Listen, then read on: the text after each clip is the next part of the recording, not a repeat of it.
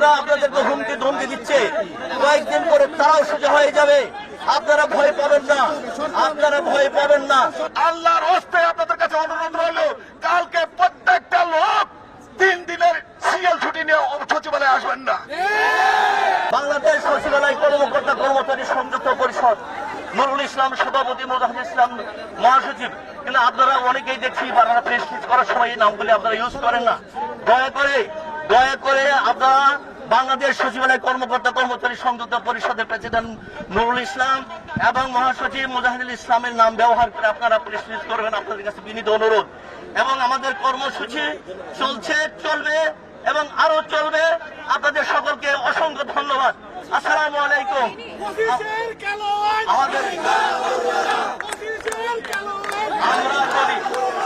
আমরা যদি আজকের দিনের মধ্যে এই অধ্যাদেশ প্রত্যাহার করা না হয়,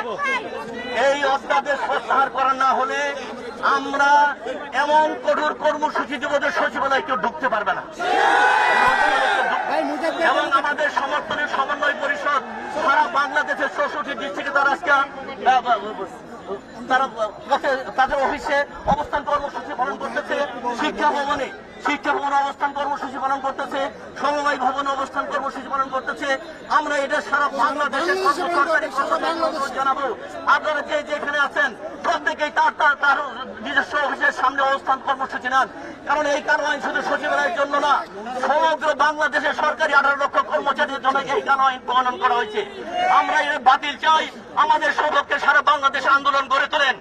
আমরা কর্মকর্তা কর্মচারীর কাছে বিশেষভাবে অনুরোধ জানাচ্ছি, আজকে আপনারা 4টার মধ্যে যদি এই প্রজ্ঞাপন প্রত্যাহার করা না হয়, আল্লাহর হস্তে আপনাদের কাছে অনুরোধ রইল, কালকে প্রত্যেকটা লোক 3 দিনের সিএল ছুটি নিয়ে সচিবালয়ে আসবেন না। কোন লোক যেন আজকে আমাদের এই কর্মসূচি আগামী দিনের জন্য আপনারা